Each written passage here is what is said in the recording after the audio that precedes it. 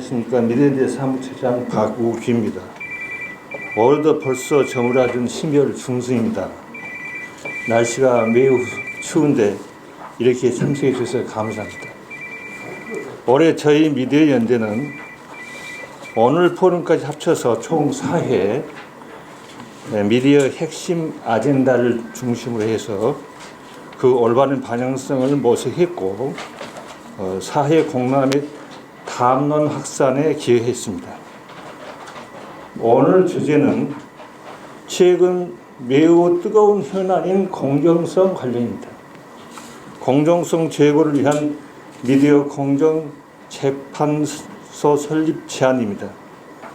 그럼 토론에 들어가기 앞서서 미디어연대 상임대표이신 황우섭 대표에서 인사 말하겠습니다. 네, 안녕하십니까. 미디어연대 상임대표 황우섭이라고 합니다. 오늘 이게 날씨가 추운데도 불구하고 아침 일찍부터 이렇게 나와주셔서 대단히 감사합니다. 더구나 이제 바쁘신 가운데서도 이렇게 참석해주신 우리 박성중 국회 과방위 간사님, 그리고 이기남 원안문화재단 이사장님, 좌장을 맡아주신 최창섭 교수님, 그리고 발제를 맡아주신 이인호 전대 교수님, 그리고 토론자 여러분들, 참석해준 여러분들 대단히 감사드립니다. 아마 올해의 가장 미디어계에서 이슈는 가짜뉴스와 관련된 언론의 공정성이 아닐까 이렇게 생각합니다. 최근 윤석열 대통령이 미국을 방문했을 때 MBC 뉴스의 가짜 자막 방송, 그 다음에 더 탐사의 그 한동훈 장관의 청담동 술집 보도, 김어준의 뉴스공장의 왜곡 보도 등은 저는 가히 언론의 자해행위라고 생각합니다. 우리 사회는 언론인들에게 언론의 자유를 부여했지만 언론의 왜곡의 자유는 부여하지 않았다고 생각합니다. 이렇듯 언론은 스스로 신뢰를 잃어가고 있고 점차 그 존재 가치를 상실해 가고 있는 중입니다. 이러한 언론의 문제는 우리 사회 공동체를 위협하고 있다는 의미에서 우리가 더 이상 방치할 수 있는 상황이 아닙니다. 그래서 우리가 나서야 되고 국가도 나서야 된다고 생각됩니다. 그래서 미디어연대는 미디어 공정성을 제고하기 위해, 혁신적으로 제고하기 위해서 미디어 공정재판소를 제안합니다. 미디어 재판소는 법 원리, 그리고 저널리즘 원칙, 그리고 철학적 논리를 공정성 판단에 함으로써 우리 공정성 문제를 보다 좋은 방향으로, 합리적인 방향으로 해결하기 위한 겁니다. 미디어연대는 꼭 이것이 미디어 재판소라고 하는 사법기관에만 고집하지는 않습니다. 비록 준사법기관이라도 우리가 언론의 공정성을 보다 혁신적으로 해소할 수 있다면 저희들은 동의합니다. 오늘 여기에 계신 법학자, 법조계에 계신 분들, 그 다음에 철학자, 그 다음에 언론인, 언론학자들이 모여서 우리 국회에서 입법을 할 수 있도록 좋은 정책 방안을 모색할 수 있기를 바랍니다. 감사합니다. 축사는 국회 가방위 간사님이신 박성중 국회의원님께서 해 주시겠습니다. 여러분 반갑습니다. 지금 한파가 이렇게 몰아닥치고 또 코로나가 상당히 성행한 가운데 이렇게 미디어 공정성 제고를 위해서 미디어 공정재판소 설립 제안을 해 주시는 데 대해서 굉장히 감사드리고 국회 가방위 간사로서 제대로 역할을 못한 것에 대해서 상당히 자신의 어떤 죄책감에 대해 표현을 하고 싶습니다.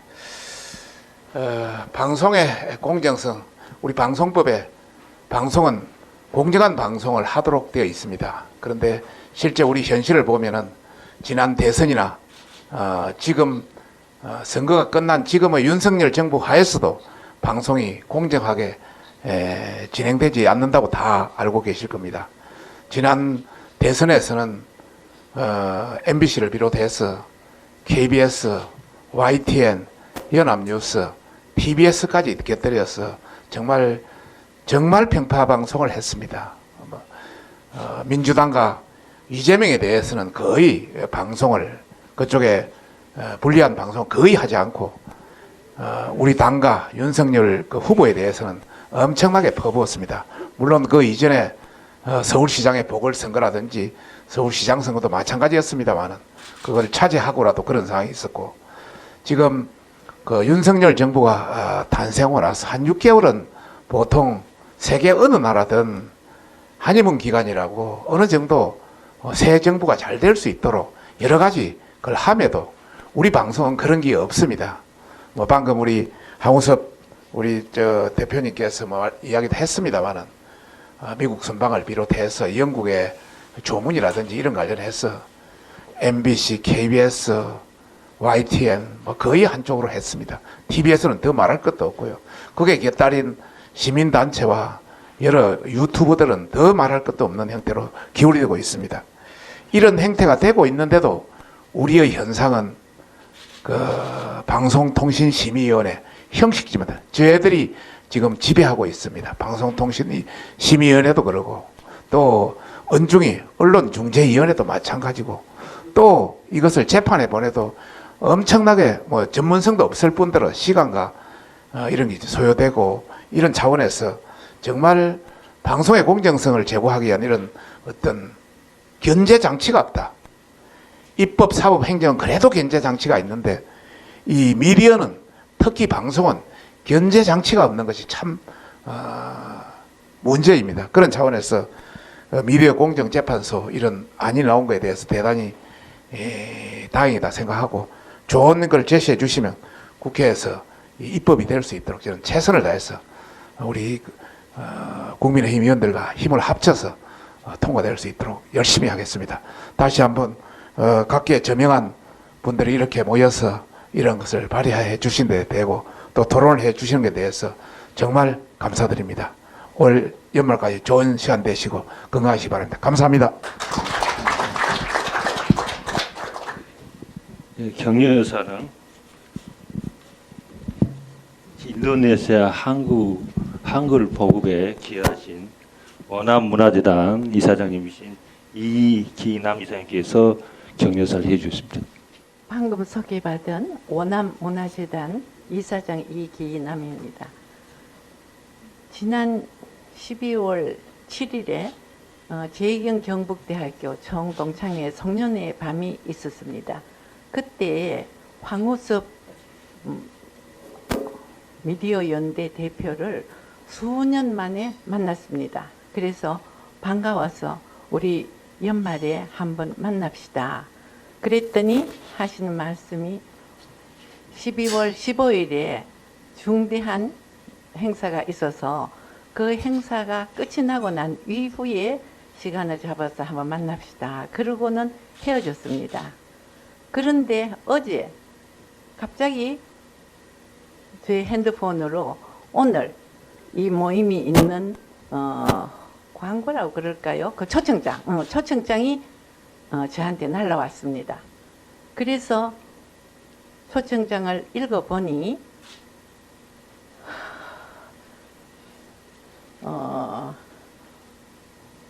여기 공정성 제고를 위한 미디어 공정재판소 설립 제안, 정말 이것은 있어야 된다고 항상 생각했던 바로 그것을 황우섭 미디어 대표께서 하시는 것을 알고 제가 전화를 했습니다.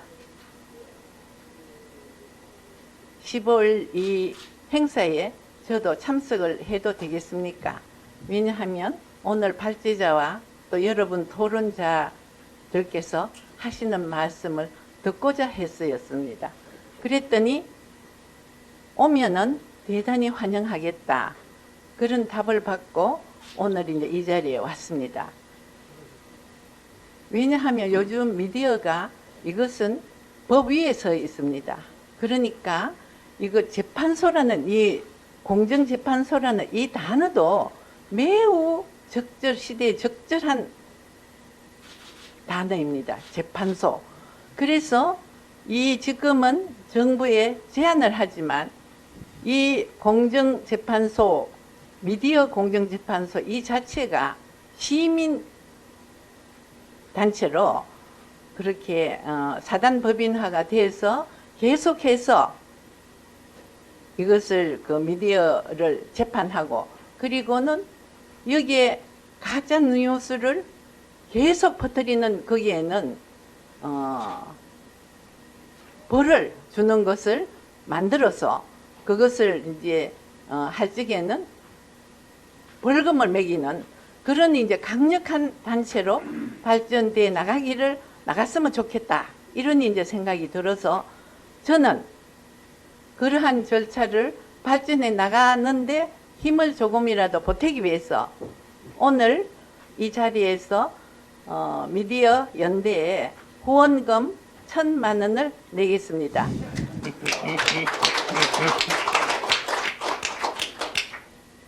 그 후원금으로 미디어 공정재판소가 계속 좋은 설립 제안을 꾸준히 하셔서 정부에서 여기에 법적인 어떠한 권리를 받도록 그렇게 여러분들께서 노력해 주시기를 바랍니다. 감사합니다. 그럼 마이크를 좌장이신 책찬석 명예교수님께 넘기겠습니다. 지창석입니다. 여자가 쓴 이유는 이 주변머리를 살아요. 소갈머리가 없습니다. 그래서 이거를 이렇게 해서 예의를 지키려고 제가 이해해 주시고 저는 서강대학교 미디어 관련된 신방과 옛날에 신문방도 학과를 했었죠. 거기에 중심으로 한 그 과에서 34년 동안 공직을 하다가 2006년 정년을 하고 정년한 지 벌써 한 15년 저기 가다 보니까 제가 가르치려면은 고문을 해달라고 고문만 하지 말고 얘기할 수 있는 좋은 기회를 주어줬다. 고문 역할을 하면서 오늘 이와 같이 여러 우리 이제 법조계 또 언론계 실제로 학계와 실무 양수협장이 되는 그러한 모임을 갖고 오늘 제안한 이러한 상당히 보면 전혀 생각지 않았던 그러한 화두라고 생각합니다. 여러 한번 던져서 앞으로 실제로 시원시원할 수 있도록 하는 그러한 길을 한번 가보자. 그래서 모였습니다.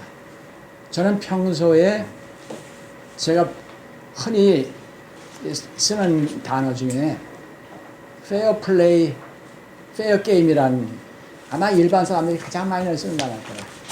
페어 게임 하자. 페어 플레이가 돼야지. 근데 그 페어라는 단어가 실종이 돼버리는 것 같다. 지금 미국 같은 경우는 미디어를 이끌어가는 가장 중요한 가이드 하나가 페어니스 닥트린입니다. 페어니스 닥트린. 모든 잣대가 페어니스 닥트린을 중심으로 해서 끌고 가고 있습니다. 그 페어니스. 이거를 쉽게 간단한 얘기를 하면 저는 상식과 논리가 통하는 사회 됐으면 좋겠다. 법인이 다 몰라도 그저 상식과 논리가 통하는 사회. 지금 우리는 그게 다 깨진 사회라고 생각합니다. 그게 안타깝습니다, 사실. 본래 이 페어니스라는 이 단어가 이거를 살리기 위해서 미디어가 어떻게 보면은 삼권 분리 속에서 하나의 중요한 그 체크 앤 밸런스라는 역할을 해달라 그래가지고 서방 세계에서는 언론을 제4부라고 얘기합니다. 4부. 입법, 사법, 행정 그 세 개 축이 되는 기구를 견제와 균형이라는 차원에서 그 윤활 역할을 하도록 하기 위해서 언론이야말로 미디어야말로 제4부다. 이렇게까지 중요한 하나의 그 역할을 부여하고 있는 것입니다. 사실. 그래서 저희들은 미디어 그 연대를 중심으로 해서 금년 1년 동안을 지나면서 크게 세 화두를 던졌습니다. 첫 번째는 신문의 날을 계기로 해가지고 언론의 자유만 부르지 말고 자유를 얻기 위해서는 언론계가 해야 할 일이 프로페셔널리즘을 정립해라. 언론이라는 건 단순한 보케이션, 직업이 아니라 프로페셔널이 돼야 한다. 전문직이 돼야 한다. 그럼 전문직이 되기 위해서는 프로페셔널리즘 방안을 확립해야 한다. 이것을 매년 신문의 날을 지나가면서 그냥 지나가지 말고 언론계 전체가 한번 사색 주간을 선포해가지고 우리가 앞으로 해야 할 프로페셔널리즘을 한번 정상하기 위해 노력을 하자. 그러한 화두를 미디어연대가 던졌습니다. 두 번째는 9월 달에 방송의 날을 계기로 해가지고 방송인들이요. 방송의 주인이 누굽니까? 바로 시청자입니다. 오디언스입니다. 그래서 너 자신을 알라고 하듯이 오디언스를 알아라. 시청자를 모실 줄 알아라.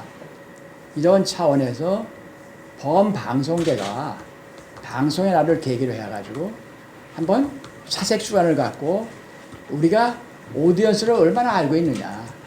그냥 평범하게 알고 있다 상식적이 아니라 제대로 알고 있느냐. 제대로 모시고 있느냐. 그런 화두를 던지고 그 중간에 저희들이 이제 그 오늘 화두가 되고 있는 미디어 공정 재판에 대해서 화두를 던졌습니다. 지금 토론을 갖고 한번 우리가 범사회적으로 언론계를 중심으로 해서 법조계를 중심으로 해서 또 입법기관 같이 한번 머리를 같이 맞대고 지금까지 언론중재위원도 있고 한데 제대로 기능을 못하고 있고 지금 언론이 이제 언론의 겉빛하면은 언론의 자유를 부르겠습니다. 근데 언론의 자유와 조작의 자유도 마찬가지냐. 언론의 자유와 조작의 자유는 전혀 다릅니다.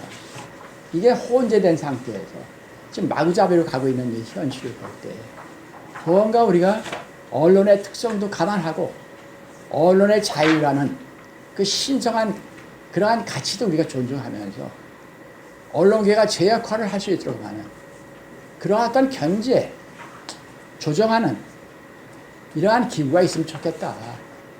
그래서 이 미디어 공정 재판이라는 페어니스라는 이 중요한 화두를 살려보자 그런 취지입니다. 그래서 오늘 금년 한 해를 보내면서 이러한 그 언론계가 제대로 한번 그 언론의 자유를 앞으로 향유할 수 있고 그러기 위해서는 본래 언론이 가야 할 제 책임과 역할을 할 수 있는 그런 측면에서 견제해주고 균형을 잡을 수 있도록 하는 그런 기구가 미디어 페어니스 코트가 됐으면 좋겠다. 이게 법적인 기구가 될런지 어떤 기구가 될지 모르지만 하여튼 오늘 전문가분들이 한번 같이 모여서 그 중지를 모으고 하나의 사회적인 하나의 화두로 던지는 것이 굉장히 의미가 있고 또 많이 입법에서 나오셨기 때문에 우리 강의님 같은 데서 중심이 돼가지고 중요한 역할을 해주시게 되면은 나름대로 큰 결실을 이제 볼 수 있지 않겠느냐 하는 그러한 꿈을 가지면서 오늘 모처럼 바쁘신 중에 와주신 그 원로분, 그 중진분들 같이 이 머리를 맞대고 좋은 말씀들 많이 해주시기를 부탁드립니다. 감사합니다. 첫 번째 그 우리 미디어 현대의 황우섭 대표께서 그다음 두 번째는 이인호 교수님께서 각자 한 10분, 15분 정도에서 일단 발제를 하고 그걸 중심으로 해서 우리가 토론으로 넘어가도록 하겠습니다. 우리 황우섭 대표님 다시 한번 환영해 주시기 바랍니다.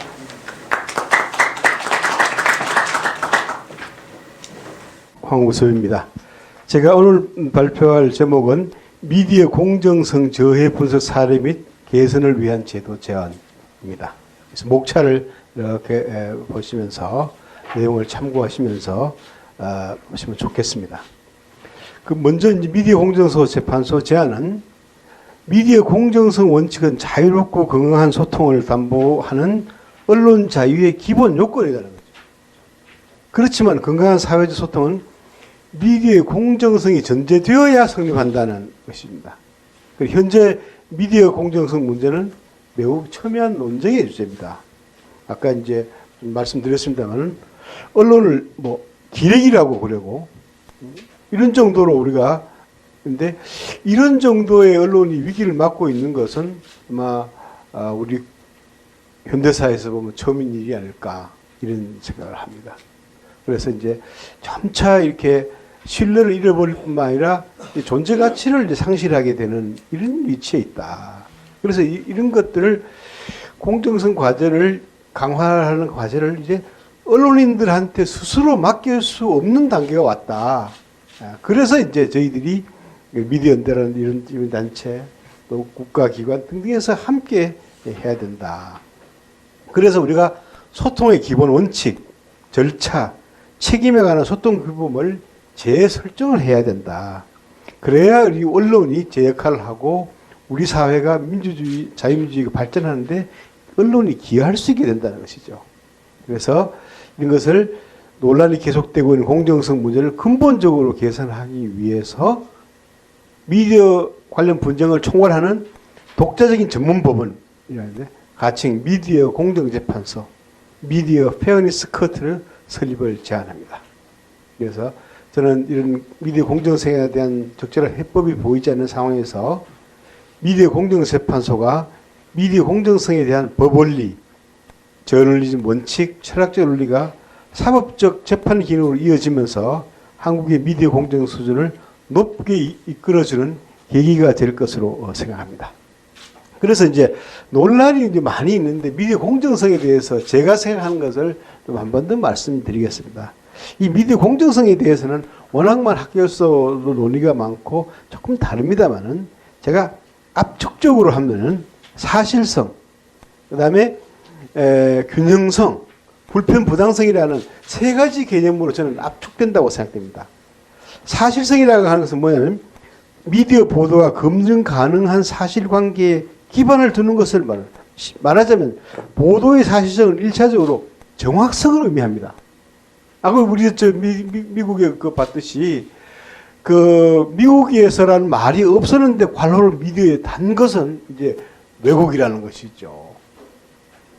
이게 그래서 사실상 문장 내용의 속성이라는 의미를 지닐 때는 정확성을 유지하지만 문장 내용이 지칭하는 대상과 일치 여부를 의미하는 겁니다. 두 번째는 불편 부당성은 공적인 중요성을 띠며 논쟁의 여지가 있는 쟁점이나 이해관계가 첨예하게 대립되는 사안을 언론이 다룰 때는 그 내용에서 특정한 견해에 치우치지 않고 다양한 의사표명의 기회를 부여하는 것을 말합니다. 이것은 이제 프로그램 내에서 할 수가 있고 프로그램 간에 할 수 있습니다. 예를 들면 국회에서 오늘 여당 대표가 했으면 내일 같은 시간에 야당 대표가 연설하는 것과 마찬가지입니다. 이걸 프로그램 간 불편 부당성인데 하는 것이 많다는 거죠.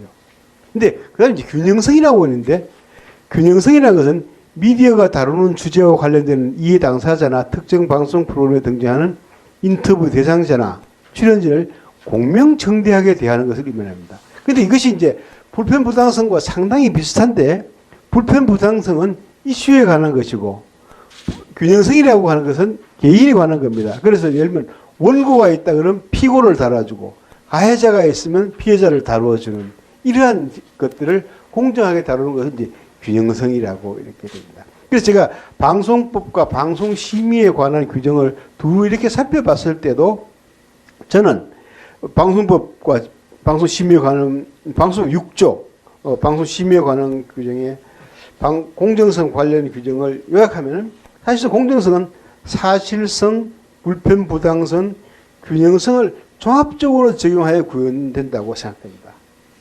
예, 공정성의 법적 규정은 방송 내용이 정확하고 다양한 관점들을 균형 있게 보도할 것을 요청하는 것입니다.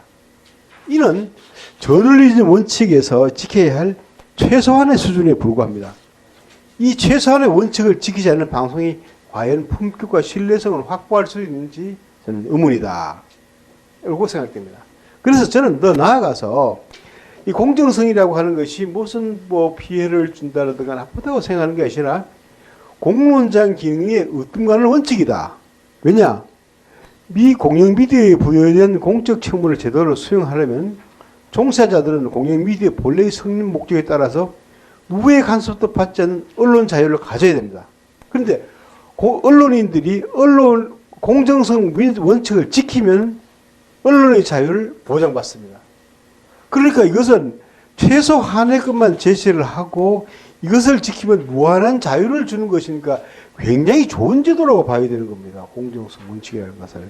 따라서 공정성 원칙은 미디어가 민주적 공론적 기능, 공론장 기능을 올바로 수행할 수 있도록 언론의 자유와 독립을 지켜야 하는 으뜸가는 원칙이라고 생각됩니다. 그래서 이것을 하기 위해서는 저는 뭐냐면은 공정성을 지속 가능하게 하는 것은 제도화이다. 이 제도화라고 하는 것은 뭐는 헌팅턴이 주장한 것인데 한 번 만들어진 제도가 정치 권력 변동 이후에도 지속되는 것을 말합니다. 바로 이제 그래서 공영방송 설립 목적을 올바로 수행하도록 엄정한 커뮤니케이션 원칙에 입각하여 공정성의 규범과 제도를 갖추는 것을 미디어 공정성의 제도화라고 합니다. 이제 우리 공영 미디어는 정권이 바뀔 때마다 여당과 야당이 입장을 바꾸어서 제기하는 공정성 논란에서 벗어날 시점이 되었습니다. 그 다음에 몇 개의 제도 사례를 좀 살펴보겠습니다. 그래서 3분 넘어가서 이 법적 규정을 준수하지 않아 발생하는 공정성의 사례, 이 방송법과 방송심의에 관한 규정 등입니다. 언론사 스스로가 정한 윤리 규정을 또 자기가 정해놓고도 지키지 않는 거예요. 그 다음에는 이제 방송송심의위원회 제재라든가 언론중재위원회 중재라든가 법원의 판결에서 합리성이 결여된 부분이 있다. 그 다음에 그래서 공정을 저해한 요인으로서 노영방송 제도가 또 있습니다. 또 최근에는 공정성을 저해할 수 있는 공영미디어 지배구조의 개정 법률안 제도의 문제점들도 살펴보도록 하겠습니다. 그래서 맨 먼저 법적 규정을 준수하는 공정 사례, MBC 자막조사 사건이 대표적입니다. 거기서 보면은 부정확한 말이 있는데 미국이라는 말이라고 하는 것은 변명의 여지가 없는 조작입니다. 왜냐? 없는 말을 집어넣었기 때문에. 이게 희미하게 들리는 것은 논란의 소지가 있다고 생각하더라도 없는 말을 집어넣은 것은 분명한 왜곡이다라는 생각이 듭니다. 그런데 그 아래 보면은 이러한 사장한테 방송 영상 기자협회에서는 이 기자한테 특종상을 주었어요. 특종상이라고 하는 것은 타사를 배제하고 이렇게 취재했다는 것인데 박모카메라 기자는 공동 취재단입니다. 이것은 특종과는 사실은 상관이 없다는 것이 이렇게 드러났고, 그런데 박성재 사장이 또 MBC 이기주 기자에게 우수상을 줬어요. 표창을 했습니다. 그런데 타 기자의 모범이 됐다는 건데 이기주 기자는 MBC 자막조사 사건의 중심 인물로 하나로 지목되고 있으면서 윤 대통령의 출근길 기자회견을 마치고 돌아서는 대통령에게 슬리퍼를 신고 뒤에서 고성을 지른 사람입니다. 이렇게 하고 있다는 데서 그래서 우리나라에서는 방송 내용이 자신의 정치적 입장과 같으면 공정하다고 보고 다르면 불공정하다고 보는 풍조가 있습니다. 이준흥 교수께서는 우리나라는 자신과 일치하는 이념을 이 언론이 대변하고 있지 않다고 보는 입장에서 공정성 요구를 제기하고 좌우 진영 모두에서 입장이 상이한 판단에 따라 불공정성 행위를 제기하고 있다고 주장했습니다. 그러니까 진영 논리와 정치 논리에 따라서 공정성 문제를 판단해서는 미디어 공정성 문제를 근본적으로 해결할 수 없다는 점에 공감하고 있지만 현실적으로는 마땅한 방안을 찾지 못하고 있는 중입니다. 두 번째, 김어준의 이재명 후보 지지 선언은 선거방송의 공정성. 이거는 분명하게 이재명 후보는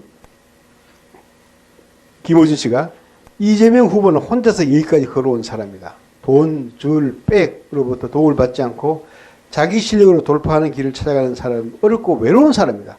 그러니까 우리가 도와줘야 한다. 이렇게 했는데 공영방송의 사회자가 특정 사람을 지지하는 그 대선 후보를 지지하는 것은 여러 규정에서 금지하고 있는 겁니다. 이거 그 자체가 이제 공정성을 그 외에도 그 불공정 사례는 매우 많습니다. 그다음 세 번째가 KBS 9시 뉴스에서 대통령이 핵 공격 발언을 핵 전쟁 발언을 했습니다. 핵 공격이라고 하는 것은 핵을 가지고 있는 핵 전쟁이라고 하는 것은 핵을 가지고 있는 사람이 하는 것이고 그 핵 공격은 받는 것인데 핵 전쟁은 핵을 가지고 있는 거 아닙니까? 우리는 그 비핵화 국가 아닙니까?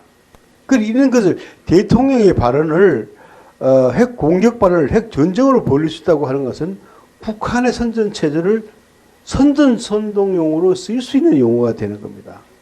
그래서 이런 것들을 그 청와대 출입하는 KBS 기자가 이런 용어를 쓰는 것은 매우 잘못되어 있다. 아주 간단한 것이지만은 우리가 핵 잠수함과 핵을 탑재한 핵 잠수함과 핵을 추진할 수 있는 핵 추진 잠수함은 다른 겁니다.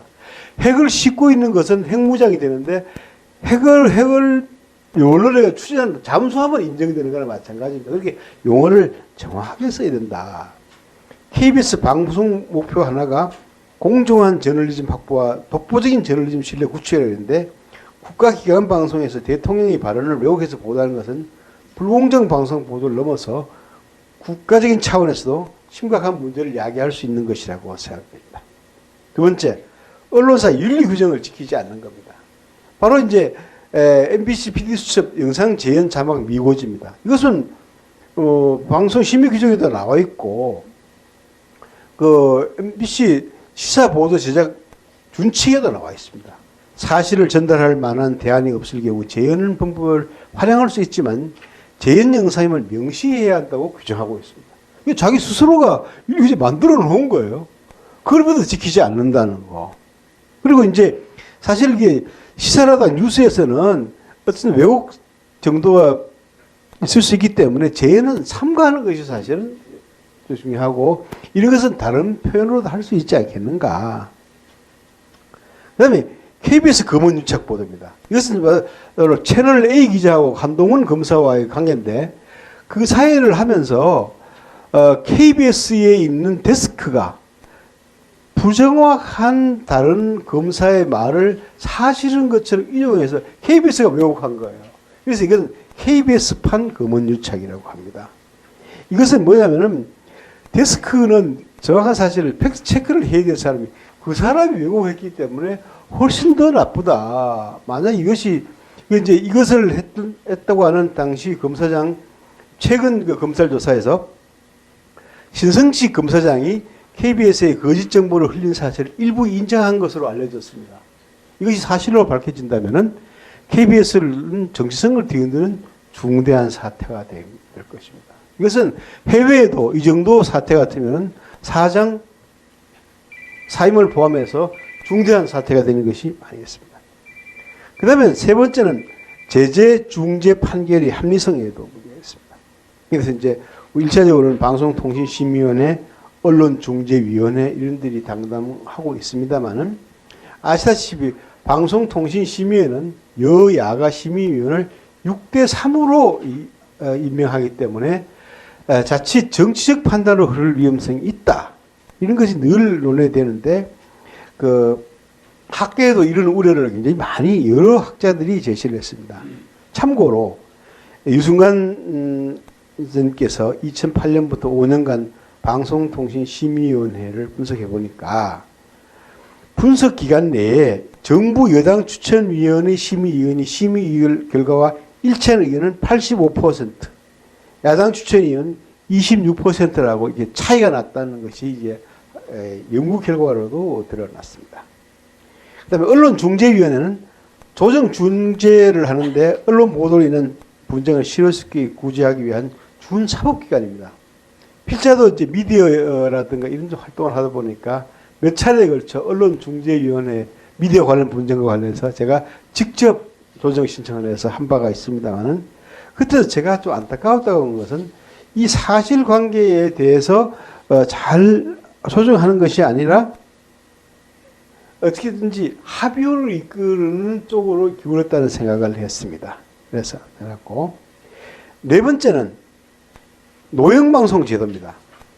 이것은 뭐냐면, 노영방송이라는 것은 노동조합이 방송 경영에 개입하여 정상적인 방송 거부하는 시스템이 작동되지 않는 상태인데, 최근에 민주노총 산하의 언론노조가 막강한 거버넌스 집에 거버넌스로 플레이어로 등장했습니다. 그렇지만은 이런 부분에 대해서인데, 예를 들면 KBS 노동조합에서 이걸 할 때 공정방송에서는 사측과 노측이 반반을 해가지고 합의에 처리합니다. 공정성 원칙을 합의에 의해서 한 것은 정치적 원칙이 될 수 있기 때문에 이것도 이렇게 해서는 안 되고 저널리즘 원칙에 의해서 정확히 할 수 있도록 재구조가 되어야 된다는 생각입니다. 다음은 다섯 번째는 공정성을 저해할 수 있는 공영미디어 지배구조 법률 개선입니다. 최근에 민주당이 공영방송 지배구조 개선안을 단독으로 의결했는데, 여기에서는 11명의 공영방송 이사를 21명으로 옮기면서 그 방송 직능단체, 기자협회, 비대협회 이런 쪽에 해가지고 이것을 잘 추천하게 했는데, 이런 것을 분석을 해보니까 현재 민노총 계열들이 3분의 2 이상을 압도적으로 추천할 수 있는 구조로 이게 되어 있다는 사실이 이제 밝혀지면서 논란이 되고 있습니다. 이렇게 한다면은 공영방송 지배구조는 다양한 주체들이 권한과 책임을 가지고 견제와 균형을 할 수 있는 운영 원리에서 운영되도록 해야 되는데, 이렇게 한쪽으로 기울어지게 만들면 이것은 바로 악법이다. 그래서 저희들은 이제 반대를 하고 있습니다. 결론을 내리겠습니다. 그래서 저희들은 공정성 개선을 위해서 미디어 공정재판소를 제안합니다. 미디어 공정재판소는 이렇게 미디어의 그 존재 이유를 바탕으로 인간 존재의 근본적인 특성인 윤리 도덕성을 구심점을 삼고, 분석 틀로는 수사학, 에토스, 파토스, 로고스 등의 관점에 따라서 판결 근거의 바탕을 제공해 주면서 최종 판결의 근거는 논리학에 두자는 제안입니다. 그래서 현재 운영 중인 방송통신심의위원회, 언론중재위원회, 일반 법원이 미디어 문제 해결하는 데 드는 한계를 극복하기 위해서 전문 법원인 미디어 공정재판소를 통해서 해결하자는 구상입니다. 그래서 한국에서 미디어 공정성을 둘러싼 파장을 해결한다는 것은 언론뿐만 아니라 정치 수준을 한 단계 높이는 것과 사실상 같은 의미를 가지고 있습니다. 미디어 공정재판소는 법원리, 저널리즘 원칙, 철학적 원리를 통합적으로 조망하여 미디어 분쟁을 합리적으로 해결하면서 축적된 지식은 미디어 공정성을 체계적으로 제고하는 기구가 될 수 있을 것으로 봅니다. 미디어한테는 법학회, 법조계, 철학회, 언론학회, 언론계 전문가들과 함께 이 포럼을 통해서 국회 입법을 위한 미디어 공정재판소의 바람직한 정책 방안을 모색할 수 있기를 기대합니다. 감사합니다. 이어서 그 재판소 설립에 대한 법적인 검토를 수행해서 중앙대 법학전문대학원의 이인호 교수님께서 제2 주제 발표. 예, 안녕하십니까. 중앙대학교 이인호입니다. 한우섭 대표님으로부터 발제 요청을 받고 사실은 굉장히 많이 난감했습니다. 먼저 무엇보다 미디어 공정재판소의 그 개념이나 그 내용에 대한 정확한 이해가 제가 가지고 있지 않은 상태에서 발제를 해야 된다는 것이 제일 난감했고요. 무엇보다 여기 또 귀한 분들께서 계신데 발제 내용 자체가 너무 부실하고 투박해서 정말 죄송하다는 말씀을 드립니다. 저는 이제 미디어 연대의 기본적인 활동이나 오늘 말씀하신 이런 미디어의 공정성에 대한 취지에 대해서는 전적으로 찬동을 하는데요. 다만 이제 미디어의 공정성을 확보하기 위해서 어떻게 하는 것이 좋은가, 또 그것이 헌법 원칙이나 또는 기존의 사법 시스템 하에서 합리적인 방안이 뭔가 하는 데 대해서는 약간 좀 다른 생각을 가지고 있어서 제가 좀 주제 넘는 말씀을 드리고자 합니다.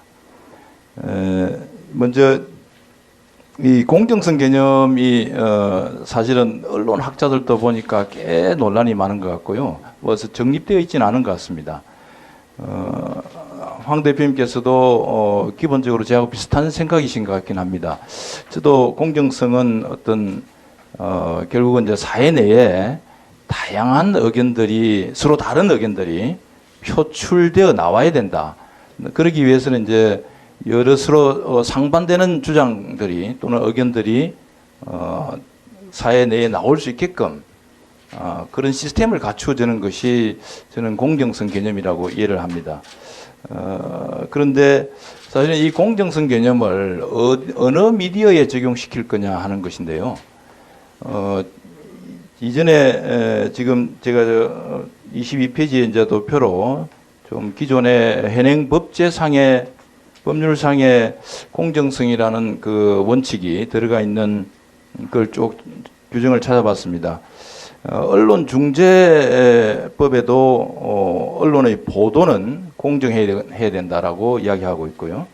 그런데 신문 등의 진흥에 관한 법률, 신문법에는 공정성 개념이 없습니다. 이게 사실은 이제 2009년도에 정부 개정하면서 공정성 개념을 없앴습니다. 그런데 그 이전에 2005년도에 노무현 정부 때 신문법이 그 개정되면서 오히려 신문에서도 신문 보도의 공정성을 요구했습니다. 그리고 이제 그 점이 결국은 법에서 어떤 언론에 대한 보도에 대해서 공정성을 요구한다 그러면은 그거는 정부가 결국은 공정성 판단을 할 수 있다는 것이 되고, 그리고 공정성 개념을 가지고 이제 일종의 이제 규제의 대상이 되게 되는데, 저는 개인적으로는 신문이나 이런 인쇄 미디어, 전통적인 인쇄 미디어를 비롯해서 인터넷을 포함합니다만은 방송을 제외하고는 원칙적으로 공정성 개념이 적용될 수 없는 거 아닌가. 그러니까 공정성 원칙이라고 하는 것은 과거에 한정된 주파수 지상파 방송에 대해서만 적용되는 기본 원칙이었다라고 생각이 됩니다. 그런데 이걸 미디어로 확장해 버리면은 오히려 거꾸로 신문이나 또는 다양한 그 신문 미디어들이 오히려 공정성 개념에 발목을 잡히는 것이고, 그리 되면 결국은 정부 규제의 대상이 된다는 결과가 됩니다. 그러니까 다양한 견해가 표출될 수 있는 영역에서는 기본적으로 공정성 개념은 그 시장 자체에 맡겨야 된다. 미디어 시장 자체에 맡겨야 되고, 공정성 확보는 다만 그 공영방송이라고 하는 것은 민간의 것이 아니고 전체 국민의 예산을 통해서 확보되거나 또는 뭐 시청료를 통해서 확보되는 방송이기 때문에 여기에는 공영방송은 저는 미디어 공정성 개념이 적용돼야 된다고 봅니다. 당연히. 그래서 이제 좀 미디어도 이렇게 공정성 원칙이 적용되는 매체를 좀 구분해서 접근해야 되지 않는가. 오히려 말씀드린 대로 신문과 같은 그런 다양한 매체가 존재하는, 다양한 의견이 존재할 수 있는 그런 영역에, 또는 저는 예를 들면 SBS 같은 민영 방송도 기본적으로 공정성 개념이 적용되어서는 안 된다는 기본적인 생각이긴 합니다. 물론 이 생각은 여러 선생님들의 의견을 듣겠습니다만은, 그래서 지금 현재로서는 지금 우리 법제상 신문법에는 없지만 여전히 그럼에도 불구하고 언론중재법이나 잡지 정기 간행물에도 공정성 개념이 있고요. 그다음에 뉴스통신도 공정성 개념이 들어가 있고, 특히 방송법과 방송심의에 관한 규정에 공정성이 강하게 적용이 되고 있습니다. 그래서 이 부분도 조금 재조정이 돼야 되지 않는가 하는 생각이고요. 그다음에 하나 지금 계속 여러분 이제 우리 박성중 위원님께서도 말씀하시면서 취지에는 저도 전적으로 공감합니다만은 방송에 대해서 주로 말씀을 하셨고요. 또 대표님께서도 발제하시면서 주로 방송의 불공정성을 말씀하셨습니다. 그래서 저는 포커스를 방송 쪽의 공정성을 맞춰야 되는 거 아닌가 하는 생각인데, 다만 그럴 때 이걸 어떻게 해결할 거냐 한 건데, 저는 간단하게 지금 28페이지에 표를 하나 해서 결국은 방송 정책과 심의의 공정성이 왜 훼손되었느냐 하는 것은 제가 분석하는 원인은 이겁니다. 오히려 방송 정책이나 심의를 담당하는 그 인적 구성에 있어서 저는 오히려 편파성을 조장할 수 있게끔 인적 구성이 됐다는 겁니다. 그 조직 원리가 무슨 말씀이냐면은 여기 보시면은 현재 방송통신위원회는 대통령이 위원장을 포함해서 2명을 지명을 하고요. 단독으로. 국회 교섭단체 여당이 1명을 추천합니다. 추천이라고 되어 있지만 이거는 그대로 그냥 결정이 되어버립니다. 그 다음에 야당이 2명을 추천하게 되어 있습니다. 5명인데 그러니까 대통령이 단독으로 2명, 국회에서 여당 야당이 나눠서 3명을 지명을 합니다. 지명하면 그대로 임명이 됩니다. 저는 이런 조직 구성 방식은 세계 유례가 없는 불공정을 조장하는 구성 방식이다라고 봅니다. 왜냐하면은 나를 지명해 준 그 정파에 결국은 그 정파에서도 특정 자신의 정파를 지지하는 의견을 가진 사람을 지명할 수밖에 없을 테고, 그러면은 그분이 들어가서 어떤 정책을 심의하거나 또는 정책을 결정할 때도 결국은 자신을 지명해 준 정파의 의견을 존중할 수밖에 없다고 봅니다. 그러니까 왜 이런 구조를 가져갔는가? 저는 이 자체가 이해가 안 됩니다. 그 소위 나눠먹기식이라는 것인데요. 이거는 민주성도 없습니다. 무슨 말씀이냐면은 적어도 방송이나 이런 중요한 정책을 결정하는 데는 전 국민의 어떤 민주적 어떤 그 정당성을 갖춰야 되는데, 대통령이 단독을 하고 국회가 단독으로 또는 나눠먹기식으로 이렇게 하게 되면은 결국은 반쪽짜리 민주성만 가지고 있는 셈입니다. 오히려 완전한 민주성은 대통령이 지명하고 그 다음에 국회가 승인하는 겁니다. 그러니까 대통령이 지명, 국회 승인의 방식으로 해야 민주성도 완전하게 확보되고, 그 다음에 그렇게 그 다음에 저는 이제 그럴 때 표결을 할 때 국회에서 저는 가중다수결을 해야 된다고 봅니다.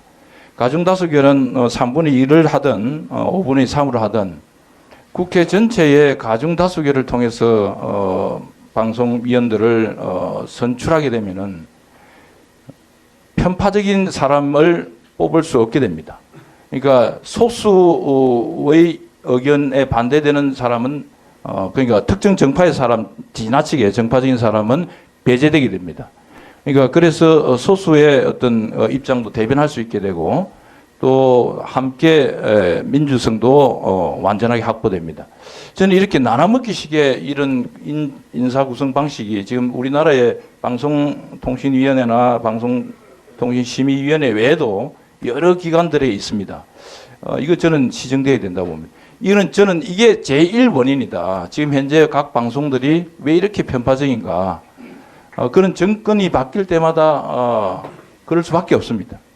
그래서 이 조직 구성 방식을 바꾸지 않는 이상은 저는 불가능하다고 봅니다. 어떤 뭐 재판소를 설립한다고 하더라도 그건 부차적인 문제, 사후적인 문제고 라는 생각이고요. 그 점을 좀 말씀드렸습니다. 그래서 기본적으로 이제 이론적인 관점에서 전통적으로 인쇄, 방송, 통신이라고 하는, 통신도 미디어입니다. 그러니까 인쇄, 방송, 통신이라는 3분할 모델이, 규제 모델이 있었는데 그 규제 모델에 관한 설명을 조금 간단하게 표로 28페이지에 소개를 했습니다. 인쇄 모델, 통신 모델, 방송 모델은 각각 그 규제의 원리가 다릅니다. 그런데 이게 혼용돼 버리면은 저는 이 규제의 원리가 오히려 이상의 방향으로 흘러간다는 것인데요. 오히려 인쇄 모델에서는 탈규제 모델이 원칙이고요. 여기서는 방송 공정성 개념이 적용될 수가 없다고 저는 오히려 봅니다. 그다음에 통신은 중립 모델인데 여기 이제 오늘날 이제 통신 사업자 외에도 플랫폼 사업자도 포함이 됩니다만은 이들에게는 중립적인 의무를 부여하고 대신에 면책 특권을 줘야 된다고 봅니다. 그러니까 전혀 규제의 방식이 원리가 다른 거죠. 대신에 이제 방송 모델의 경우에는 이전에 지상파 방송에서 주로 규제의 그 타당성이 있었습니다. 정보 유통 채널이 한정돼 있었고 당시에 정보 수용자가 제대로 기능을 하지 못합니다. 통제 능력이 없습니다. 그러니까 집에서 부모들이 아이들을 텔레비를 채널을 통제할 수 없었기 때문에 그 다음에 이제 결국은 한정된 주파수를 사용하는 방송 사업자 입장에서는 사회 내의 정보 수문장 역할을 하게 됩니다. 그러니까 그거는 바람직하지 않은 형태가 되죠. 그래서 이런 구조적인 요인 때문에 방송에 이런 방송법이 존재하는 것이고 통제를 해왔습니다. 그런데 지금은 그래서 여러 가지 이제 진입 장벽에 허가제를 도입한다든지 편집권을 제한한다든지 소유 및 겸용을 제한한다든지 또는 일부 내용 규제를 예외적으로 허용을 합니다. 근데 이런 규제 모델은 근데 이거는 60년대 80년대까지 또는 2000년대까지 지상파 방송이 주된 방송 미디어일 때는 적용이 되었다고 봅니다. 그런데 지금은 수많은 방송 미디어가 있습니다. 그러니까 그 케이블 TV를 비롯해서 위성 TV나 IPTV나 그래서 지상파 방송이라는 개념을 저는 이게 한정된 주파수가 이제 아니다라는 생각이고요. 수많은 방송 미디어들이 경쟁을 하고 있습니다. 따라서 여기에서는 공정성 원칙도 저는 공영에만 적용돼야 된다 원칙적으로 하는 얕은 생각입니다. 지금 여러 선생님들께서 아마 비판이 있으리라고 보여집니다만은 간단하게 제가 생각하는 그다음 죄송합니다. 미디어 공정재판소는 법적인 관점에서 보면은 이게 좀 여러 가지 좀 난점이 있다고 생각합니다.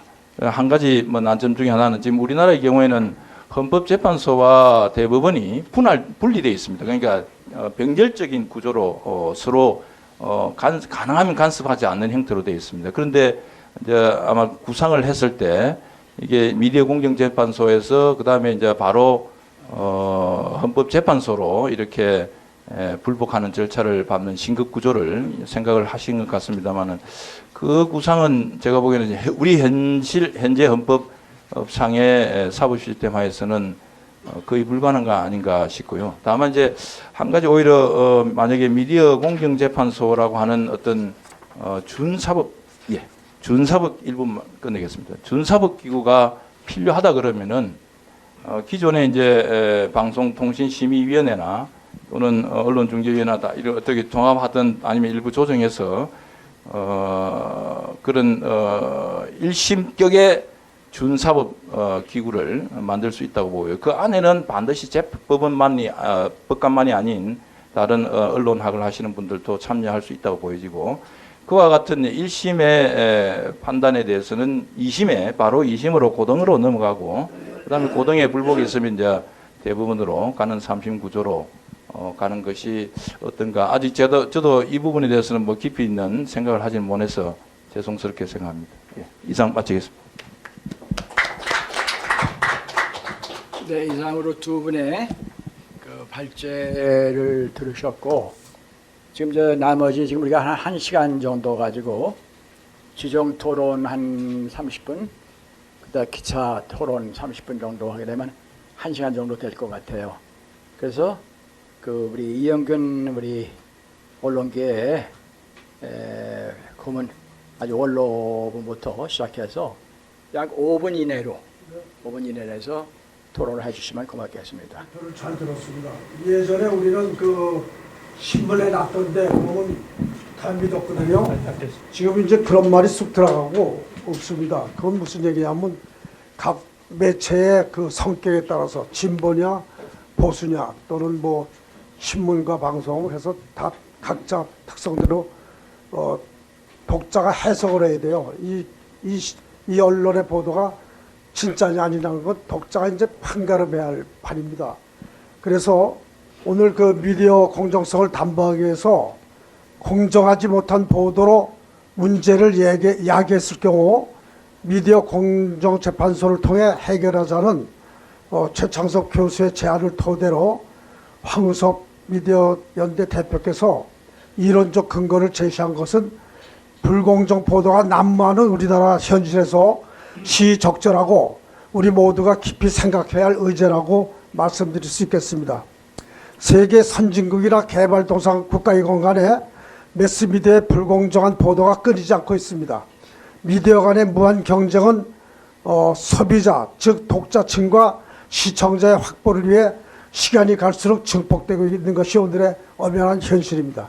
특히 선거 때에는 개인은 물론 진영 간의 중상모략이 횡행하는 불공정 뉴스의 홍수가 우려되는 판입니다. 인쇄 매체건, 전파 매체건 또는 인터넷 매체건 간에 그들이 내세운 사실은 천편일률적으로 불편부당, 공정보도, 정론직필이라는 것으로 압축되고 있습니다. 그러나 현실은 사세 확장과 수입 증대를 위해 독자와 시청자에게 영합하는 선정적이고 호기심을 일으키는 기사와 논평 등으로 공정보도와 불편부당의 범주에서 일탈하는 경우가 적지 않다고 말할 수 있습니다. 공정하지 않은 보도의 범주에는 오보, 과장보도, 허위보도, 조작보도, 편파보도 등 여러 가지 범주가 있습니다만은 이러한 보도로 인해 피해를 입은 개인과 단체, 기업체에게는 치명적인 명예훼손은 물론 막대한 금전상의 손해를 끼치게 된다는 점에서 반사회적인 행위입니다. 특히 어떤 목적을 위해 보도되는 가짜뉴스, 즉 페이크 뉴스가 주는 피해는 이루 말할 수가 없습니다. 대개 민주주의 사회에서 핵심인 선거 때가 되면은 상대 후보나 상대 진영을 향해 쏟아내는 조작된 가짜뉴스는 선진국이나 개발도상국이나 마찬가지로 상상을 초월하는 규모입니다. 과거의 일부 기자들의 실수로 보도되는 오보 또는 교정상의 미스로 이름과 숫자 등의 잘못 보도되는 이러한 문제는 고침 바로 잡습니다. 정대로 사과하는 걸로 끝나는 겁니다. 그러나 끊임없이 계속되고 날이 갈수록 증폭되는 불공정 뉴스 등 이러이러한 피해자를 위해 전담 재판소를 설치하는 것에 관심을 기울일 필요성이 점증되고 있는 현실입니다. 따라서 오늘 주제 발표자이신 황우석 미디어 연대 대표 지적대로 미디어 공정성 결여가 사회적 소통의 위기를 초래했다는 전제에 공감하고 가짜 뉴스가 난무하면서 사회적 갈등을 초래하고 있다는 지적에도 동의하는 바입니다. 따라서 황 대표의 지적대로 소통의 원칙, 책임에 대한 규범을 재설정해야 할 시점이라는 지적에도 뜻을 같이 하게 됩니다. 이와 관련해서 최창섭 교수께서 제안하신 미디어 분쟁을 총괄하는 미디어 공정재판소 설립에 적극 호응하는 것으로 결론을 제시한 데 대해 의미 있는 대답이라고 생각합니다. 다만 미디어 공정재판소와 일반 법원의 판결보다 더 나으리란 기대를 걸 수 있을지, 또는 사회 일반 범죄의 양보다 많지 않은 미디어의 불공정 사례를 심판하기 위해 상설로 유지해야 할 것인지, 또 여기에서 재판 결과 양측이 수긍하지 않을 경우 결국 헌법재판소로 가야 하는 건지, 옥상 5개 설립이 불가피하게 되면 예산상의 문제 등 낭비가 있지 않겠는가 이렇게 생각합니다. 경청해 주신 데 대해 감사드립니다. 미디어 공정성 관련해 가지고 단편적으로 생각나는 대로 말씀을 드리겠습니다. 공정성 개념에 대해서 우리 황 대표님께서 사실성, 불편부당성, 균형성을 말씀하셨는데, 사실성에 있어서는 공정성에 아무런 문제가 없습니다. 사실이냐 아니냐만 판단하면은 공정성을 따질 게 없죠. 그런데 이제 문제는, 우리나라 법제도의 문제는 이 페이크 뉴스라고 그러는 가짜 뉴스에 대해서 우리 법상 처벌 규정이 없습니다. 사람들이 페이크 뉴스 오면은 다 처벌되는 줄 알고 있는데, 페이크 뉴스에 대해서는 처벌 규정이 없습니다.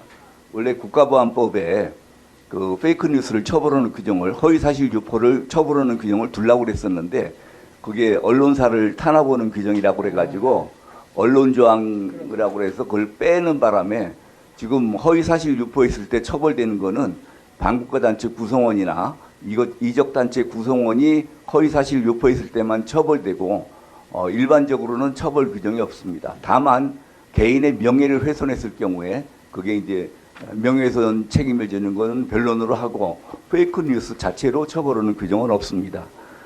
그다음에 이제 불편부당성, 균형성에서 이거는 이제 평가 문제인데 이 평가에 있어서 이게 지금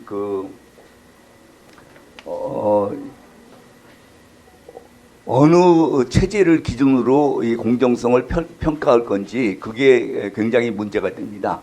자유민주 체제에서의 이 기준으로 평가를 할 건지, 이 공산주의, 프롤레타리아 민주주의 이념에서 평가를 할 건지, 이 그 방송법이나 이런 여러 가지 규정에는 그냥 민주적 여론 형성이라고 그래놓고 또 민주적 기본 질서 이런 말을 썼는데 그 민주적이라는 게 자유민주적인지 인민민주주의인지가 분명합니다. 우리나라 법이기 때문에 헌법재판소에 가면은 당연히 자유민주적이라고 얘기를 할 텐데 지금 우리 특히 언론에서 우리나라에 지금 얼마나 좌익 세력들이 많이 침투해 있는지를 그거를 현실을 직시하려고 안 그럽니다. 덮어놓고 공정성 문제로 따지니까 이건 답이 안 나오는 겁니다. 무슨 얘기냐면은 저희 박문진 내서 전에 대북 방송을 좀 강화해 보자 해가지고 우파 이사들이 안건을 낸 적이 있었습니다. 그런데 야권 이사 3명이 그 당시 그렇죠. 이제는 야권이 됐죠. 야권 이사 3명이 뭐라고 그러냐면은 어떻게 그렇게 불순책동을 할 수가 있느냐. 그래서 아니 대북 방송을 강화하는 것이 왜 불순책동이냐. 그랬더니 최강욱 의원이랑 3명입니다. 그랬더니 뭐라고 그러냐면은 북한에서는 남한 방송을 듣는 것이 불법 아니냐. 왜 우리 북한 주민들한테 그런 불법을 시키려고 그러느냐. 그러니까 그 기준을 대한민국으로 놓느냐 북한으로 놓느냐 자유민주 체제를 기준으로 하느냐 공산주의 체제 인민민주주의 체제를 기준으로 하느냐에 따라서 그 평가는 얼마든지 달라집니다. 잘 아시겠지만서도 공산주의하고 자유민주주의하고는 생각하는 방식이 전혀 다릅니다. 같은 민족이라고 해도 같은 틀로 생각을 하는 게 아닙니다. 쉽게 예를 들어보면은 죄의 정의를 우리 자유민주 체제에서는 죄라는 거는 형사법전에 규정된 행위가 죄인데 공산주의 사회, 인민민주주의 사회에서는 사회주의 국가 건설을 사회주의 국가를 건설하는데 장애가 되는 행위가 죄입니다. 이거 죄의 정의도 다르고 또 법과 정치와의 관계에 있어서 자유민주 체제에서는 당연히 정치도 법의 지배를 받아야 된다. 그렇게 되는데 공산주의 사회에서는 그게 무슨 말이 되는 소리냐. 법은 정치에 복속해야 한다. 이렇게 서로 기준이 다르기 때문에 그런 거를 기준을 정해놓지 않고 꼴대를 정해놓지 않고 여기 넣어도 되고 저기 넣어도 되고 해가지고는 절대로 이 공정성 문제가 해결되질 않습니다. 그래서 이거는 우리가 현실을 직시해서 우리 대한민국의 이 좌경 이념이 얼마나 많이 침투해 있는지를 인식을 해서 이런 반대한민국적 반자유민주 체제적인 그런 생각하는 방법을 걸러내야 그 다음에 공정성을 따질 수 있습니다. 그러니까 지금 아까 어느 분이 여야의 대립 문제라고 말씀을 하셨는데 이거는 여야의 대립 문제가 아닙니다. 체제의 문제고 그것이 아까 우리 방문진에서 야권 이사들하고 여권 이사들하고 다툼이 생겼던 얘기를 말씀드렸는데 그러면은 북한의 대남 방송을 확대를 해야 된다가 공정한 얘기인지 북한 주민의 입장에서 김정은의 입장에서 왜 우리 주민들한테 불법을 시키려고 그러느냐 해가지고 대북 방송을 안 하지 말아야 된다고 주장하는 것이 정당한지 그런 거를 먼저 생각을 해놓고 그래야 된다고 생각을 합니다. 공정하지 못한 미디어가 사회에 미치는 부정적인 영향이 심대하기 때문에 미디어 연대의 취지에 대해서는 전적으로 공감하면서요. 한 가지 질문하고 한 가지 제안의 말씀을 좀 드리려고 합니다. 우선 오늘 이야기되고 있는 미디어 공정재판소의 어떤 성격에 관해서입니다. 그래서 우리 최창섭 교수님이 일전에 발표하신 그 글에 보면요, 이런 구절이 나옵니다. 철학적 수사학이 제공하고 있는 잣대 적용을 통한 저널리즘의 공정성 확립, 논리학이 제공하고 있는 각급 논쟁에 대한 평가 잣대를 헌법재판소에 해당하는 가칭 미디어 공정재판소의 적용 방안을 수립하고 것을 즉각 권장한다. 이런 말씀을 하셨어요. 그래서 저는 여기서 이제 읽으면서 조금 의문이 든 게 이제 뭔가 하면요.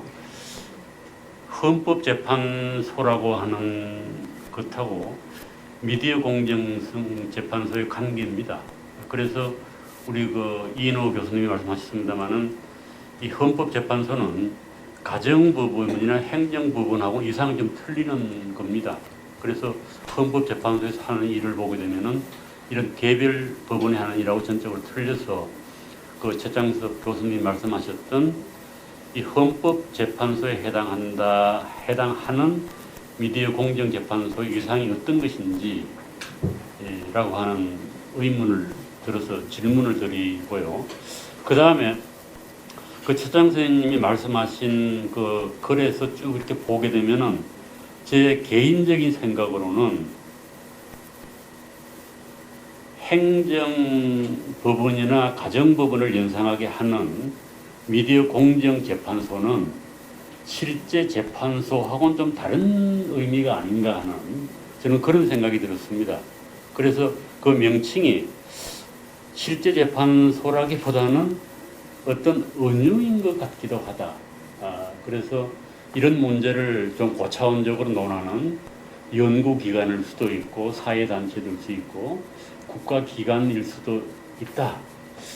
그래서 그게 꼭 우리가 뭐 재판소라고 하는 사법기관이 아닐 수도 있지 않겠는가라고 하는 저는 그런 좀 생각이 들었습니다. 그래서 만약에 그게 아니고 재판소라고 하는 경우에는 이제 헌법재판소의 관계를 조금 규정해야 될 것 같고 또 이걸 실제로 재판소라고 규정하는 경우에도 이제 상당한 정도의 여러 가지의 세심한 그런 판단이 필요할 것이라고 저는 생각이 됩니다. 그건 이제 법적 관계에서 보면 그렇다는 얘기입니다. 그리고 두 번째로는 이게 뭐 저는 이제 과학 철학하고 사회 철학을 전공해서 공정성이라고 하는 개념이 모든 분야에 사용이 됩니다. 우리 문재인 대통령께서도 절차는 공정하고 이런 말씀 쓰시고 또 우리 윤석열 대통령도 계속 공정과 상식이란 말을 쓴단 말이에요. 그래서 이게 뭐 어떻게 보면은 일상언어이기도 하고 학술 용어이기도 하고 그렇지만은 공정성에 대한 머릿속의 생각은 다 틀립니다. 사람들마다. 그리고 제가 이제 이 토론 부탁을 받고 서울대 윤석민 교수가 쓴 미디어 공정성 연구라고 하는 책을 좀 봤습니다. 그 볼수록 깊이 심리에 빠져드는 것 같은 기분이 들었어요. 야, 이 공정성을 또 언론에서는 이렇게 심오하게 쓰고 다양하게 쓰는구나. 그런 생각을 했어요. 그러나 과학 철학을 한 철학자 입장에서 본다라고 하면은 우리 황우섭 창의 대표님께서는 이 공정성을 사실성, 불편 부당성, 균형성이라고 이제 말씀을 하셨는데 개념적으로 보게 되면은 불평 부당성하고 균형성이나 사실성은 전혀 다른 개념입니다. 그게 무슨 말인가 하면요. 이 사실성은 진위하고 관계된 거예요. 그래서 우리가 과학적인 명제는 참이 아니면 거짓입니다. 그래서 명확하게 진위의 값을 갖게 되고 이것은 과학적으로 입증 가능합니다. 그래서 사실성을 공정성 속에 포함시키게 되면 상당한 정도의 혼란이 옵니다. 그리고 우리나라에 지금 논의되고 있는 가짜뉴스라고 하는 것은 공정하지 못한 게 아니에요. 그건 거짓이에요. 거기에 공정성이라는 말을 사용하는 것 자체가 저는 잘못됐다고 생각해요. 그건 명확히 거짓이기 때문에 사람들이 공정한 것하고 혼란을 일으키면 안 됩니다. 그건 명확히 거짓이에요. 그 뭐 공정성을 범죄에 포함시킬 것도 없는 명확한 거짓입니다. 그거는 사실의 문제이기 때문에. 그러나 공정성은 가치의 문제입니다. 편파적이지 말아야 한다, 불편부당해야 한다 이 말은 가치 문제예요. 그래서 가치 문제이기 때문에 사람마다 판단이 다를 수 있고 고도의 수기적인 과정이라고 저는 봅니다.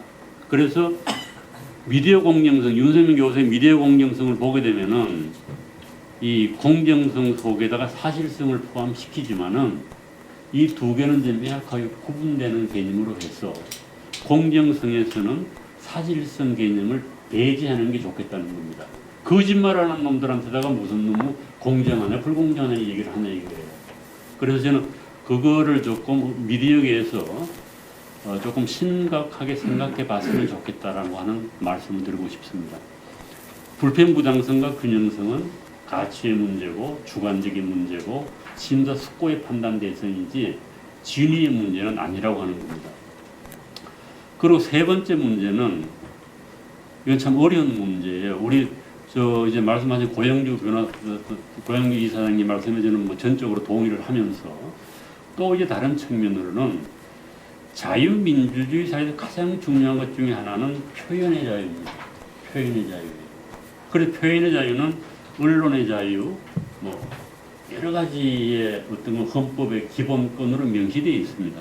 그래서 이 표현의 자유를 보장한다라고 하는 것은 자유민주주의의 가장 근본적인 겁니다. 민주의 핵심이기도 합니다. 그래서 이 표현의 자유를 법적으로 규제하는 것에 대해서는 상당한 정도의 논란이 있는 이유는 바로 그런 겁니다.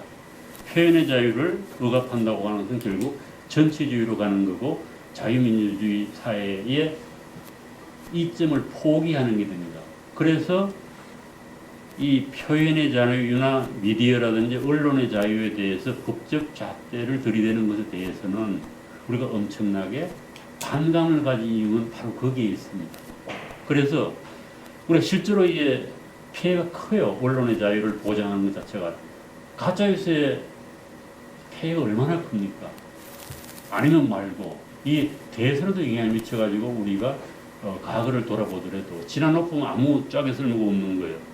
그렇지만은 이 표현의 자유 관련된 언론의 자유는 자율 규제가 저는 기본 원칙이라고 봅니다. 독약이지만은 그것의 이점이 너무나 많기 때문에 법적 규제는 가능하면은 최소한으로 줄여야 된다고 입장이에요, 저는. 그래서 미디어 공정성을 제고해서 가장 중요한 게 뭔가 하면은 제공자들 뿐만 아니라 수용자들의 의식이에요. 수용자들의 소비자의 의식입니다. 그래서 어떤 측면에서 보게 되면은 방송이라고 하는 것도 하나의 상품성이 있습니다. 물론 일반 상품하고 틀리는 상품이죠. 우리 일반 상품은 개인적인 이해관계가 있기 때문에 조심합니다만은 방송이라고 하는 그렇지가 않아요. 보통 사람들은 아무 관계가 없어요, 방송은. 그럼에도 불구하고 일종의 소비자 역할이 있습니다. 그래서 시민들이 어느 정도의 의식이 있다고 하면은 이 불량 상품을 송출하는 미디어는 저는 퇴출될 것이라고 믿습니다. 장기적으로. 또 그렇게 돼야 한다고 생각을 해요. 불량 상품이거든요, 그거는. 그래서 시민들의 판단이 저는 대단히 중요하기 때문에 이 미디어 공정성 논의할 때 꼭 소비자, 수용자, 쉽게 얘기하면은 우리 일반 시민들이 방송에 대한 의식을 좀 높이도록 교육이라든지 이런 사회운동을 벌렸으면 좋겠다는 겁니다. 그리고 요즘은 개인 방송, 1인 방송이 출연했거든요. 그렇기 때문에 규제라고 하는 것은 대단히 어렵습니다. 이거 어떻게 규제해요? 혼자 떠드는데. 뭐 개인 이름을 건 방송들이 많잖아요. 그래서 앞으로는 이 법적 규제라고 하는 게 대단히 어렵겠다, 이 방송에 대해서는. 그래서 자율 규제가 될 수밖에 없고, 이 자율 규제의 기본 원칙은 시민들이 판단의 선택을 받지 못하는 그런 것들은 도태된다라고 하는 그런 믿음을 가질 수밖에 없는 것이다라고 하는 저는 그런 생각을 가지고 있어서 세 가지 정도를 말씀드렸습니다. 감사합니다. 네. 의미 있는 자리에 불러주셔서 감사드리고요. 기본적으로 미디어의 그 불공정한 현실에 대한 생각은 저도 공감을 하고요. 그다음에 미디어 공정재판소를 공정을 제한하시는 기본적인 기본적인 배경 이렇게까지밖에 할 수 없는 그런 현실에 대해서는 전적으로 공감을 합니다. 그런데 이제 몇 가지 미디어 공정재판소를 설립하려면 그 전에 검토해야 될 점들이 분명히 있을 것 같습니다. 저는 사실은 제가 갖고 있는 최근에 언론계의 가장 큰 문제는 미디어의 그러니까 기본적으로 지금 민주주의 실현을 위해서 언론의 자유라는 것도 우리가 헌법적으로 보호가 된다고 저는 생각을 하는데 실질적으로 민주주의 실현에 크게 도움이 되지 않는 경우도 큰 현실이다. 근데 그렇게 된 큰 이유 중에 하나는 가장 큰 문제는 첫 번째는 저는 뉴스 소비의 편향성이라고 생각을 하고요. 이게 뭐 아주 굉장히 심각한 문제고 지금 뭐 가짜 뉴스 또는 뭐 불공정한 보도 말씀하시는데 그게 실제로 많은 분들한테 소비가 되고 소비하신 분들이 또 유사한 정보를 계속 지금 접하고 있는 게 현실이니까 제 생각에는 어떤 특정 언론사의 보도가 좀 분명히 잘못된 거고 굉장히 불공정한 것이라고 생각하지만 오히려 그렇게 보도한 그 방송사에 더 많은 후원금이 가고 있는 게 지금 현실이니까 이 현실을 분명히 봐야 될 것 같고요. 두 번째는 이제 불법 정보의 확산입니다. 이건 이제 공정성하고 조금 다른 문제고요. 앞에서도 다른 선생님들께서 말씀해 주셨는데 어쨌든 불법 정보, 가짜 뉴스라고 하는 것의 확산이 지금 굉장히 문제고 그다음에 세 번째로 이런 공론장이 사실은 굉장히 집중화되고 있다는 게 굉장히 큰 문제입니다. 개별적인 방송 보도의 문제, 개별적인 언론 보도, 특정 언론사의 보도도 문제지만 그게 사실은 지금 우리가 인터넷이라는 매체를 통해서 인터넷 포털 또는 뭐 인터넷 플랫폼이라고 해요. 미디어 플랫폼을 통해서 그런 정보가 확산되고 있는 지금 이 현상을 어떻게 보고 이걸 어떻게 해결해야 될 것이냐 하는 게 사실은 저한테는 제가 갖고 있는 굉장히 큰 최근의 연구 과제입니다. 그런데 갑자기 미디어 공정재판소라 제 생각에는 조금 의외의 그런 말씀을 해주셔서 저는 굉장히 한편으로는 좀 당혹스럽기도 하고요. 한편으로는 굉장히 참 어떻게 보면 참신하고 굉장히 획기적이다. 그러니까 세상을 이렇게 발전시키려면 저처럼 그렇게 그냥 고정관념에 빠져가지고 맨날 보고 있는 그렇게만 봐서는 좀 곤란하구나. 뭔가 새로운 걸 누가 던져야지 그거에 대해서 다시 또 검토도 하고 검토하다가 또 다른 방안 처음에 생각했던 방안대로 안 나갈 수 있어도 또 뭐 진전이 될 수는 있겠구나 이런 생각을 하게 됐습니다. 그런 제 생각을 기본으로 깔고요 말씀드리면 첫 번째는 공정성이 지금 공론장의 제일 원칙인가라는 첫 번째 질문입니다. 저는 이제 앞서 말씀드린 것처럼 제가 지금 생각하고 있는 우리나라에 또는 세계적으로 발생하고 있는 공론장의 문제에서 첫 번째는 저는 공정성은 아니었었습니다. 근데 이제 그런 이유 중에 하나는 조금 전에 이제 신중석 교수님께서 말씀하셨지만 저는 공정성 개념에 사실성은 포함하고 있지 않습니다. 그리고 제가 뭐 언론법을 공부했는데 어쨌든 뭐 언론법이라는 게 이제 헌법하고 언론학 쪽을 이렇게 같이 좀 보는 입장인데 제 입장에서는 아주 공정성의 개념은 간단한데 의외로 이게 언론학 하시는 분이나 다른 분들이 들어오시면서 더 복잡해진 것 같습니다. 어떻게 간단하냐면 공정성은 A라는 사람이 얘기했을 때 B라는 사람한테 반대되는 의견에 대해서도 사람들한테 들릴 수 있는 기회를 준다. 이걸로 그냥 끝나는 겁니다. 그런데 지금 우리 사회에서 그러면 이게 그렇게까지 심각한 문제냐? 제가 아까 말씀드렸듯이 그것보다는 이 보도가 그러니까 특정 성향의 보도를 계속 듣고 즐거워하고 있는 현상 이것 때문에 지금 사회가 양분화되고 있는 게 상당히 큰 문제이고 공정성은 상대적으로는 좀 그렇게 덜 시급한, 덜 해악을 끼치는 이슈가 아닌가라는 생각을 했습니다. 두 번째, 그럼에도 불구하고 공정성이 그 사이에 우리 미디어의 굉장히 중요한 가치라고 이야기를 해왔고요. 아직도 중요한 영역이 있다. 그거는 이제 소위 공영방송이라고 하는 영역이고 그 중에서도 우리 지금 국가기관 방송인 KBS의 경우에는 이게 이제 좀 전부터 얘기했었던 방송 모델 우리 뭐 이인호 교수님도 잘 말씀해 주셨는데, 저는 이제 방송 모델, 아까 말씀하신 뭐 통신 모델, 이것도 저는 다 무너진 얘기고, 그거 얘기는 이제는 저는 하면 안 된다고 생각을 하고, 그저 하나, KBS 하나 정도는 그냥 두고, 여기서 사람들이, 비록 사람들이 다 인터넷을 통해서 자기가 또는 뭐 자기 어떤 형태를 통해서 정보를 습득하고 있지만, 그래도 국가에서는 공정하게 양쪽의 균형 잡힌 방송을 끊임없이 하루 종일 해줘서 다른 사람들이 언제든지 한번 와서 보면, 아, 이게 그래도 어느 정도의 뭐 기준점이 되겠구나라는 걸 알 수 있는 매체는 있어야 된다. 그 매체는 저는 KBS 하나면 된다.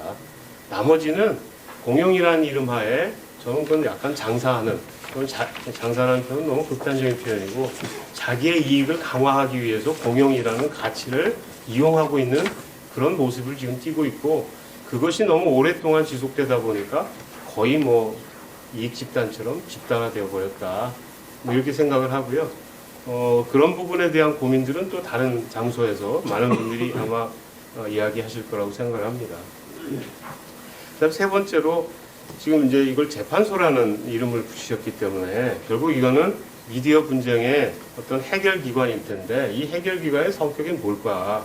첫 번째, 이게 법원이라면 저는 이건 굉장히 부적절하다고 생각을 하고요. 뭐 이거에 대해서는 아마 모든 분들이 다 저는 동의할 것이라고 보는데, 왜 부적절하냐면, 첫 번째는 신속한 권리 구제가 이 불공정성이 굉장히 큰 문제라면, 이걸 빨리 언론이라는 게 좀 불공정한 보도가 있었으면 이걸 빨리 시정을 해야 되는 게 문제이지, 이걸 1년 뒤에 너 불공정했으니까 그거 처벌하고 또는 그 담당자들 어떤 징계를 하는 거, 이건 이미 사람들 사이에 의견 형성 또는 어떤 정치적인 의견 결정에까지 이미 다 이루어졌기 때문에 저는 그건 적절한 방법이 아니다. 법원과 다른 기관 사이에 저는 결정적인 차이는, 법원은 공정하게 재판을 하시겠지만 신속한 권리 구제에 적합한 기관이 아니다. 그렇다고 보면 법원은 아닌 것 같고요. 거기다가 이제 아까 사실성을 뺀 공정성의 문제라면, 도대체 법원에 어떻게 이게 불공정하다는 문제를 가지고 법원의 소송 대상으로 가져갈 수 있는지도 굉장히 의문스럽다. 그래서 저 일단 법원은 아닌 것 같고요. 그리고 이제 두 번째가 뭐 준사법기관 말씀하지만 결국은 이제 행정기관일 겁니다. 그게 행정기관일 텐데, 그럼 행정기관에서 이게 공정하다 불공정하다는 거를 판단하는 이제 그 절차를 거쳐서 아마 법원을 가야 될 텐데, 이게 이게 적절한 이야기인가? 이걸 행정기관을 우리가 새로 또 만들어서, 지금도 행정기관 또는 행정기관에 유사한, 여기 방송통신심의위원회가 있고, 또는 행정기관과 비슷한 뭐 어떤 언론중재기관 있는데, 이 기관 외에 별도의 또 어떤 기관을 또 만들어서 거기서 공정성을 판단하도록 하는 게, 이게 적정한 방법인가? 만약 그런 기관을 만든다고 한다면 거기에 구성원들은 또 어떻게 공정하게 또 사람들을 잘 그 위원들을 선임할 수 있는지, 지금 우리가 공영방송에 대한 지배구조 얘기할 때 그 지배구조의 그 위원들을 구성하는 문제를 갖고도 지금 계속 불공정하다는 이야기들을 계속하고 있는데, 새로 행정기관을 만들면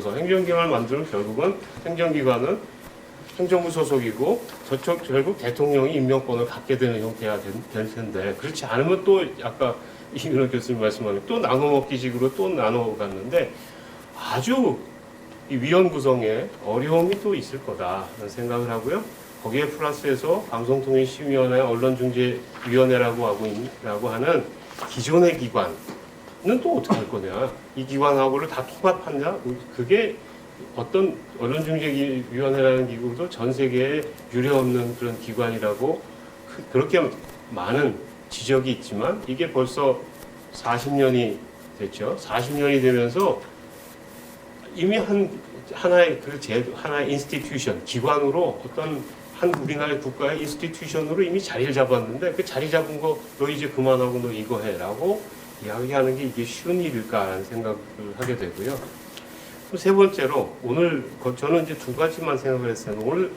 오늘 이제 앞에 선생님도 말씀을 듣다 보니까, 이거를 시민법정으로 하는 건 어떤가 하는 생각이 들었어요. 시민법정으로 해서 일종의 배심원들처럼 이렇게 쭉 얘기를 듣고, 지금 굉장히 최근에 어떤 이슈가 생기면, 예를 들면 뭐 이 어떤 불공정한 사례가 있으면 이게 공정한지 불공정한지에 대해서 시민법정에서 판단을 받아본다 라는 거죠. 여기도 이제 문제가 있습니다. 시민법정이 어쨌든 법정이라는 형태가 되면 양 당사자 뭔가 근데 이걸 불공정하다고 제기하는 사람은 여기에 나올 텐데 그 해당 언론사는 저기는 불공정하지 않다고 생각할 테니까 참여하지 않겠죠. 그럼 참여하지 않은 한쪽은 참여하지 않고 한쪽은 참여하는 상태에서의 일종의 이것도 뭐 지금 법정이라는 형태라면 당사자주의가 지금 잘 실현되지 않는 구조를 갖고 갈 수 있을까? 뭐 그럼에도 불구하고 한번 시도해 볼 만하다. 왜냐하면 이건 시민 법정이기 때문에 시민들은 어떻게 생각하는지를 예를 들면 뭐 이렇게 한번 판단해 보는 기관이라면 저는 이거는 뭐 굉장히 뭐 한번 생각해 볼 만한 그런 아이디어라고 생각을 했습니다. 그래서 저는 사실은 이런 것들을 조금 더 연구해 보면 어떨까? 뭐 그 정도 말씀드리고 제 말씀을 여기서 마치겠습니다. 지금 거의 막판에 이르렀는데요. 여러 견해들을 들으면서 우리나라의 시대적 상황을 고려해서 이 문제를 좀 더 심각하게 다루어봤으면 좋겠다는 생각을 합니다. 여러 가지 이야기들이 나왔는데요. 저는 다 각각의 다양한 견해들을 주셔서 굉장히 감사드리고 우리의 현실에서 하나의 사례를 가지고 한번 이야기를 해보고 싶습니다. 청담동 술집 사건이죠. 지난 7월 19일에 있었던 그리고 20일까지 연결된 그 이야기인데 거기에 그 이야기가요. 최근에 2022년 10월 24일 국회에서 법제사법위원회에서 이제 국정감사를 하는 중에 여러 가지 발언들이 오고 갔습니다. 여러분들도 알다시피 김의겸 의원이 한동훈 장관에게 청담동 그 술집에 갔었느냐, 기억이 나느냐 하면서 제보가 있다. 녹음도 준비되어 있다 하면서 이제 사실을 물었습니다. 한 장관은 국민들이 다 보고 계시는데 사실이 아니면 어쩌시려고 하는지 물었으나 막무가내로 녹음기가 열렸고 한 장관은 나는 그런 사실이 없다고 했습니다. 그날 금이금이 한동훈 장관을 상대로 윤석열 대통령과 김현장 변호사 30여 명과 함께 술자리를 가진 적이 있느냐고 하는 사실을 전제로 한 질의를 했으며 한 장관은 어이없는 웃음을 지으며 듣고 있다가 녹취를 튼다고 하자 의원님 제가 기회를 드리겠다며 마지막 권고를 했고 김의겸은 필요 없다라고 맞받아치며 녹취를 들었다. 그리고 이 내용은 한동훈 미행 사건을 저지른 시민 언론 더 탐사에서도 당일 밤에 공개할 것이라고 스스로 밝혔으며 더 탐사가 한동훈 장관을 따라다니며 미행하는 스토킹 아닌 사건들이 있었습니다. 여기에 대해서 김의겸 의원님은 한동훈 장관이 주장하는 그 스토킹이 아니고 녹취에 나온 그 술자리에 또 참석한 사항이 있는지 확인을 하기 위해서 더 탐사가 탐색을 탐문 조사를 했다고 그 더 탐사의 주장을 대신 전하기도 없이 했습니다. 이와 같은 사실이 무려 7월 19일부터 한 3개월 동안 여러 가지 녹취록과 또 그 첼리스트 A 씨의 이야기, 그 다음에 그 대화 내용들을 우리는 들으면서 윤석열 정부 어떻게 국민에게 이렇게 실망을 주지 하는 많은 여론들이 있습니다.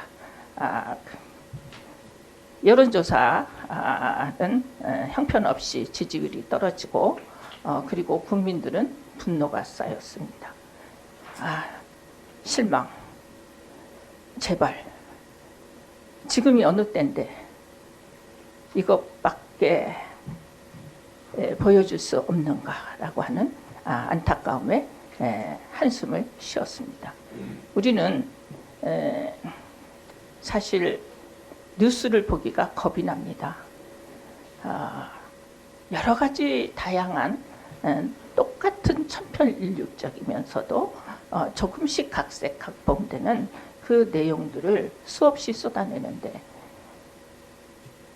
이거 안 되겠다. 다른 방송을 틀어도 여전히 그 내용이고 또 틀어도 또 그 내용입니다. 우리는 너무 식상하고 그때부터 정신건강에 문제가 생깁니다. 짜증나고 심기가 불편하고 스트레스가 쌓입니다. 시민의 청취자의 권익도 정부가 보장해 줘야 된다고 생각합니다. 우리가 왜 이렇게 불편하고 방송을 보면서 채널을 여기저기 바꿔도 들을 수 있는 내용이 없고 그래서 1인 유튜버까지 찾아다니는 실정에 이르렀습니다. 심지어는 윤석열은 새벽 1시에 나타났다.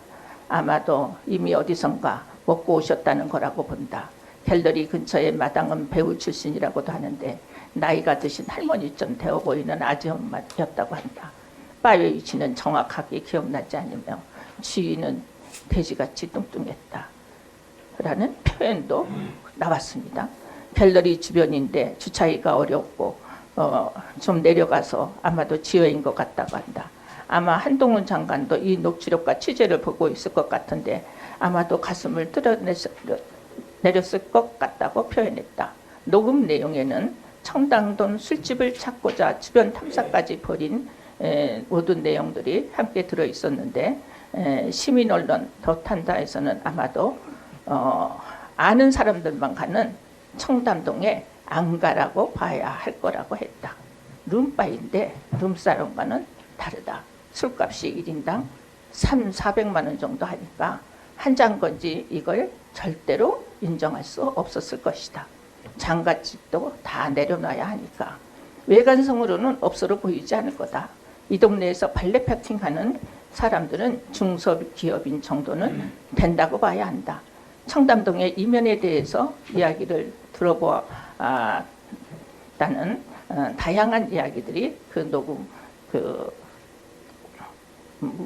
쏟아져 나왔습니다. 30여 명 정도가 줄지어서 들어왔다고 봐야 되는데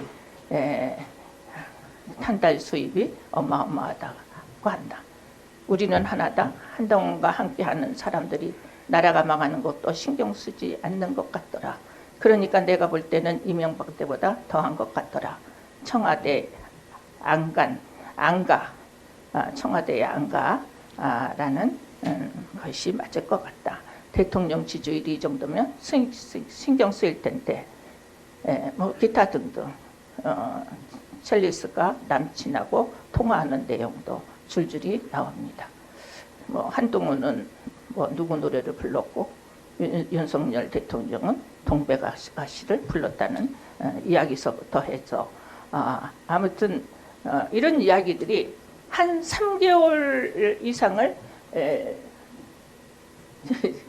모든 국민들의 귀에 익숙하게 들렸다고 하는 사실입니다. 그리고 그것을 찾아다니는 너무 궁금해서 이런 일이 과연 있을 수 있을까? 이게 뭔가 하는 이런 상태의 우리나라 시대적 상황을 우리가 그대로 보고 있을 수만 없습니다. 아까 우리 이인호 교수님 1심제로 행정법원이나 가정법원과 같은 어떤 그런 언론인 중재성 그런 법원으로 가능할 것 같다. 그리고 고등법원, 대법원으로 3심제로 또 생각해 볼 수 있을 것 같다는 긍정적인 이론을 펴줘서 가슴에 굉장히 답답함을 좀 잠깐 내려놓는 순간이기도 했습니다. 감사합니다.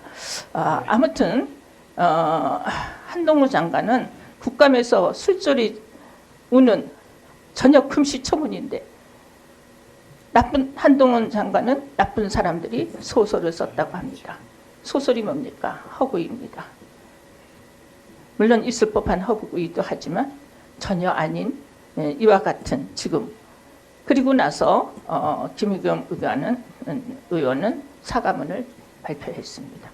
그 사과문의 내용에는 여러분들이 지금 뭐 빨리 끝내달라고 그러니까 찾아보시면 다 아시겠지만 내가 다시 이러한 제보를 들었어도 똑같은 질문을 할 거라는 말이 마지막에 들어 있습니다. 그렇다고 한다면 이 3개월여 기간 동안에 지지율 하락과 그다음에 모든 시민들의 불편한 심기와 이 가짜 뉴스가 그 선동하고 또 조작되어지고 뭔가 그 첨언이 들어가고 한 이 모든 사태에 대해서 누가 책임을 집니까? 정말 시청자들은요 살고 싶지가 않아요. 이게 시청자의 권익을 국가는 보장해줘야 합니다. 이런 식으로 하는 거는 시청자를 무시하는 행위라고 합니다. 미디어와 오디언스의 관계를 한번 생각해 보겠습니다. 오디언스는 미디어의 파트너로서 내부 이너 컨트롤 타워로서 그리고 디서너블한 오디언스로서 액티브 오디언스로서 그리고 선택적인 역량을 제시할 수 있는 오디언스로서 역할을 다 하고 싶습니다. 그래서 자기 정체성을 가지고 시대 상황을 인식하여 담론을 형성해 나가는 오디언스로 거듭나고자 합니다. 여기까지 제 이야기를 마무리하겠습니다. 감사합니다. 오늘 이렇게 언론계, 법조계, 또 학계 그래서 모여서 뜻깊은 사법정의와 위원장이시죠 지금? 한변 사법정상화 위원장을 맡고 있는데요. 그런 차원에서 제가 말씀을 드릴 것 같습니다. 뜻깊은 토론회를 갖게 된 것을 정말 참 감사하게 생각합니다. 우선 그 대전제는 우리 신중섭 교수님 말씀하셨듯이 표현의 자유 문제는 전 세계 자유민주주의 국가에서 보편적 가치로 그 우월적 지위가 인정되는 그런 사안이라는 걸 대전제로 해서 논의가 되어야 되겠다. 그럼에도 불구하고 이런 논의가 되는 이유는 이 2022년 금방 우리 김인숙 대표님 말씀하신 그런 일들이 벌어지는 데 대해서 이거 수수방관할 수 있는가 이런 차원에서 논의가 필요하다고 생각합니다. 그런데 가장 큰 책임은 지난 5년 문정부 시절에 이 집단 이기주의에 빠져서 상식을 초월한 국론 분열을 일으킨 그런 데서 이런 원인이 되는데요. 그런데 우리가 뜻깊은 토론회가 되기 위해서는 조금 한 차원 높은 그런 토론회가 되지 않는가 생각을 합니다. 그런데 우리 김인숙 대표님 말씀하시는 동안에 저는 김의겸이 엑스맨 역할을 딱 하고 있구나. 이건 결국은 그 보도 전체가 엑스보도 역할을 하게 될 것이다. 순간적으로 딱 느끼고 그 뒤의 내용은 전혀 내가 듣지도 않았거든요. 그런데 우리 김 대표님 아주 상세히 그래서 오늘 제가 옆에서 상세히 그 내용을 알게 됐습니다만 그런데 이런 금방 이게 엑스보도다 이거를 판단할 수 있는 능력이 우리 국민들에게 필요하다는 게 제 생각입니다. 결국은 우리나라의 40대 40 보수 진보 40대 40 거의 설통 보수 설통 진보 중도 20%가 중요한데 중도 20%를 어느 쪽이 설득하고 어느 쪽의 문제점을 중도 20%가 파악하는가 이거를 위해서 노력을 하는 게 중요하다고 생각합니다. 오늘 미디어 공정재판소 문제 관련해서는 필요성은 다 공감하는데 법적인 문제는 우리 이인호 교수님 또 문 이사장님 또 문 씨가 세서 제가 하여튼 문 대통령 문 씨인 거 창피하고 있는 사람인데 오늘은 또 물씨들이 많네요. 그런데 이 법적인 관점에서는 우리 법조인들이 말씀하시는 내용들을 경청을 하셔야 돼요. 무슨 말씀이냐면 현재의 헌법 법률 사법 시스템 하에서는 미디어 공정재판소 이런 주장을 하는 거는 중도층 이게 우리 보수 쪽에서 이건 뭔가 지나친 주장이다 그런 얘기가 나올 수 그런 점을 좀 저는 강조하고 싶습니다.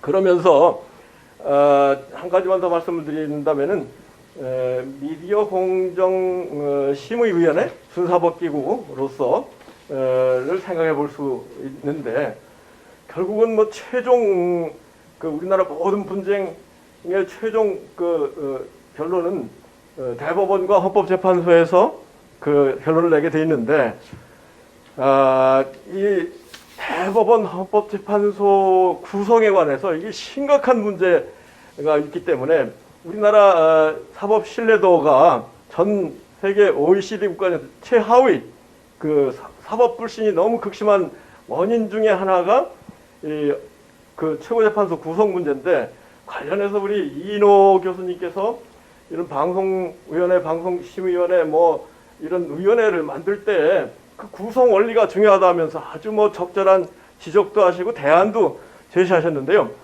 그게 이제 우리나라는 대법관 14명, 현재 9명, 23명인데 23명이 6년 단임으로 운영되면서 대통령이 바뀔 때마다 한두 명 빼고는 전부 바뀌게 되어 있습니다.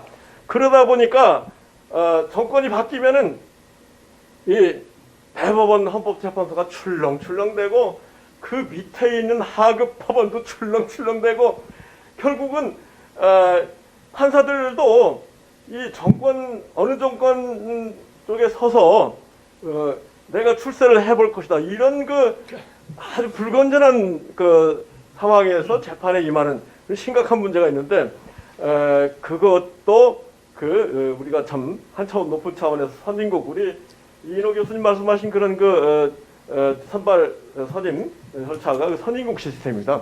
우선 순차적으로 선임을 해야 되고 임기가 6년 단임 이건 말도 안 됩니다. 이건 순전히 뭐 태국이나 뭐 캄보디아 최고법원 판사 그렇게 하지 선진국들은 다 최소한 정년까지 임기가 보장되고 이렇게 또 순차적으로 선임하면서 정권이 바뀐다고 해서 재판소 구성원이 바뀌는 것보다는 안 바뀌는 그런 가운데 정말로 중립적이고 그리고 학식과 덕망 전문적인 지식이 있는 그런 구성원을 선발하는 게 너무나 중요하다. 그런 말씀을 드리고자 합니다. 상 대표께서 방송통신심의위원회의 문제점, 그다음에 개선할 수 있는 부분이 뭔가 해서 저한테 토론 좀 해달라 해서 그 관점에서 얘기하되 방송통신이기 때문에 통신 부분보다 방송 쪽에 주안점을 주고 얘기하겠습니다. 정치심의 얘기를 많이 하는데 정치심의를 꼭 9명 6대3으로 그 문제를 다 해결하려고 하냐 그런 것도 있는데 과학적 심의를 한번 해보자. 그러면은 법원은 잘 아시죠? 전문가 계시지만 판례라는 게 이제 판례. 저희 위원회도 사례가 있어요.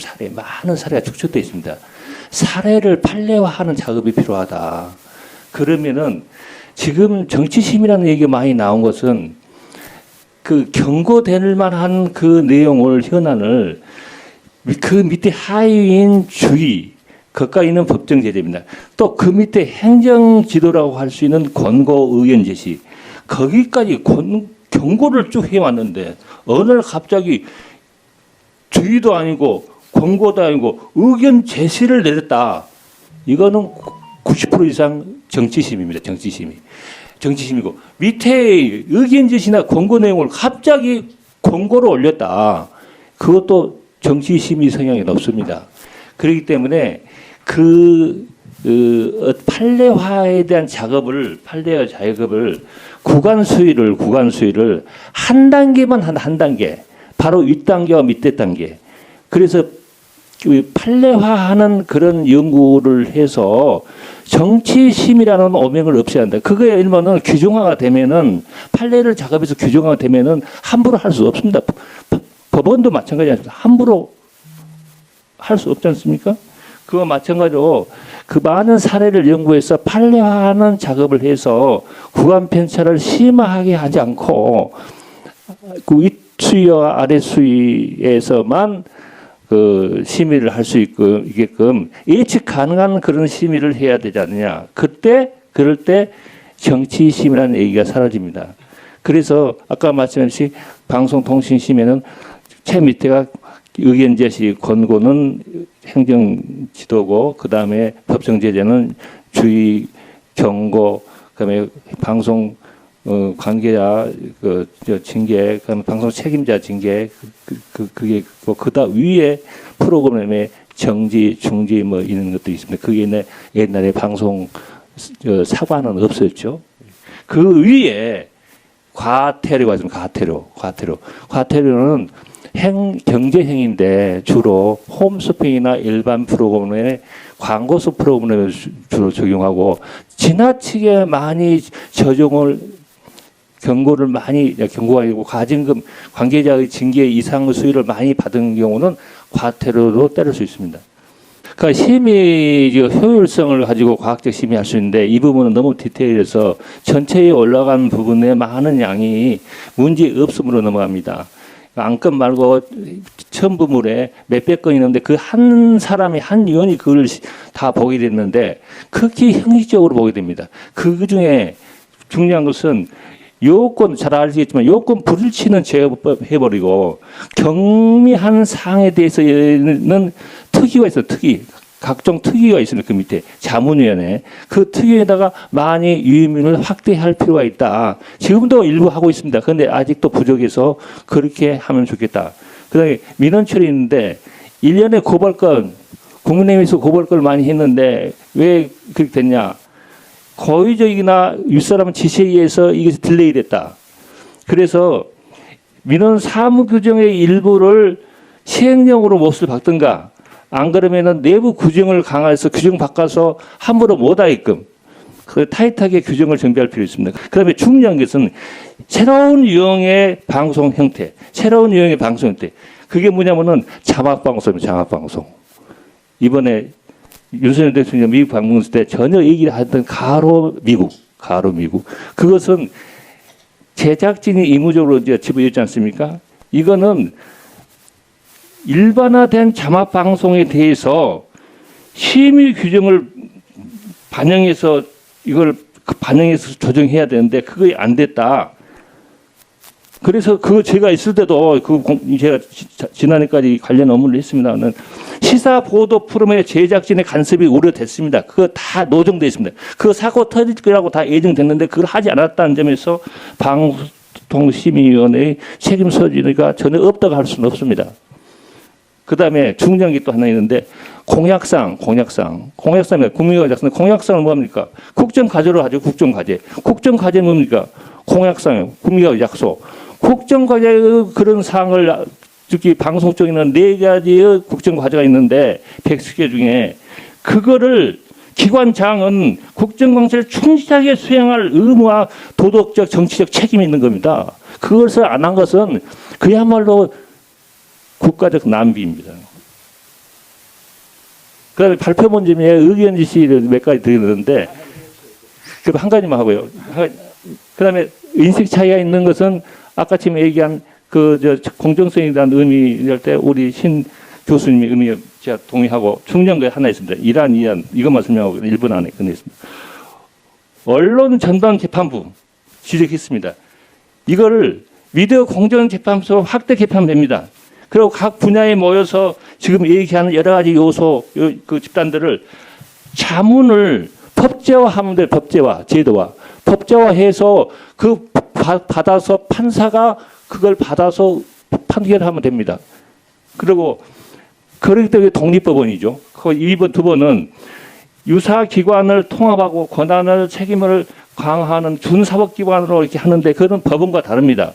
그것 때문에 매체 간의 융합 현상 그걸 범위를 검토하고 중요한 것은 때로는 그 통합 시에 업무 효율성도 고려해서 한 개로 한 개 난 건지 두 개로 날 건지 이걸 검토해야 된다. 이거는 민간 독립기구로 해야 됩니다. 금감원처럼 가칭 미디어 콘텐츠 위원회 이렇게 해도 됩니다. 그런데 방안은 두 개가 동시에 추진해도 가능합니다. 이상입니다.